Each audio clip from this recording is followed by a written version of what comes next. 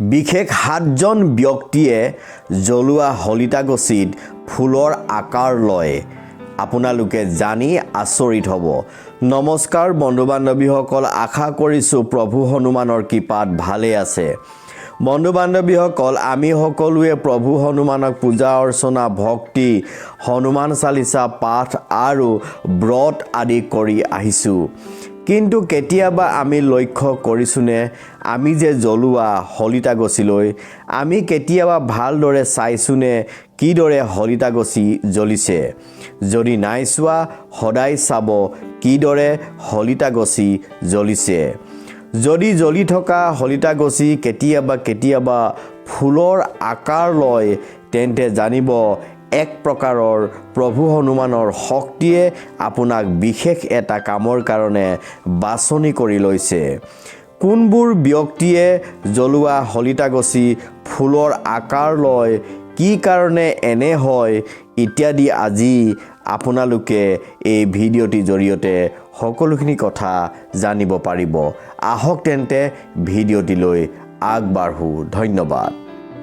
বন্ধু বান্ধৱীসকল, যিসকল লোকে সৰ্বকৰ্ম প্ৰভু হনুমানৰ ওপৰত অৰ্পণ কৰে, যিসকল লোকে প্ৰতিটো মুহূৰ্তত প্ৰভু হনুমানক হৃদয়ত চিন্তা কৰি থাকে, পুৱা গধূলি ধূপ ধূনা জ্বলাই তেওঁক আৰতি কৰে, উপবাসে থাকি প্ৰভু হনুমানৰ নাম স্মৰণ কৰি মনৰ কথা ব্যক্ত কৰে, সেইসকল বিশেষ লোকে জ্বলোৱা হলিতাগছি কেতিয়াবা ফুলৰ আকাৰ লয় আৰু বহু সময় ধৰি জ্বলি থকা হলিতাগছি স্থিৰে থাকে।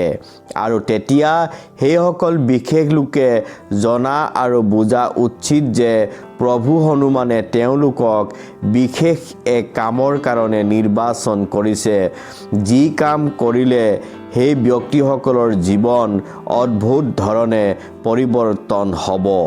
সেই বিশেষ ব্যক্তিসকলে চিন্তা কৰা উচিত যে কি কামৰ বাবে তেওঁলোকৰ মন অধিক ধাৱমান হৈছে, কি কামৰ কথা তেওঁলোকৰ মনলৈ বাৰে বাৰে আহে, সেইবোৰ কাম অধিক মনোযোগেৰে মনোনিৱেশ কৰাৰ যথেষ্ট প্ৰয়োজন আছে। হয়তো প্ৰভু হনুমানে সেইসকল ব্যক্তিক তেওঁলোকে মনে ভবা মতে সফল হোৱাটো আৰু বিখ্যাত হোৱাটো বিচাৰে।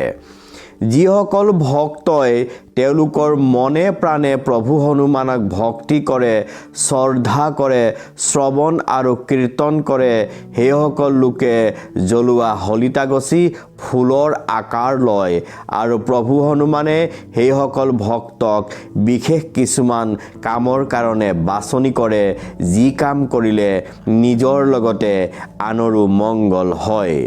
যিসকল লোকে মংগল আৰু শনিবাৰে ব্ৰত ৰাখে, 3 দিন অথবা 21 দিনৰ ব্ৰত ৰাখে, ব্ৰত ৰখাৰ সম্পূৰ্ণ নিয়ম মানি চলে, সম্পূৰ্ণ ধৰ্মপথ অনুসৰণ কৰে, অন্যায় অধৰ্মক প্ৰশ্ৰয় নিদিয়ে, সেইসকল লোকে জ্বলোৱা হলিতাগছিত কেতিয়াবা ফুলৰ আকাৰ লয় আৰু তেওঁলোকৰ জীৱন পৰিৱৰ্তন হোৱাৰ ইংগিত দিয়ে।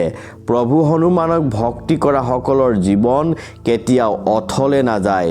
এদিন নহয় এদিন সেইসকল লোকে বিচৰাতকৈ অধিক ফল প্ৰভু হনুমানে প্ৰদান কৰে। কেৱল আমাৰ ভক্তি, ধৈৰ্য আৰু জীয়াই থকাৰ সাহসৰ প্ৰয়োজন। যিসকল লোকৰ ওপৰত প্ৰভু হনুমানৰ কৃপা দৃষ্টি থাকে, সেইসকল লোকেই তেওঁলোকৰ জীৱন সম্পূৰ্ণৰূপে নিজে ভবা ধৰণে পৰিৱৰ্তন কৰি ল'ব পাৰে।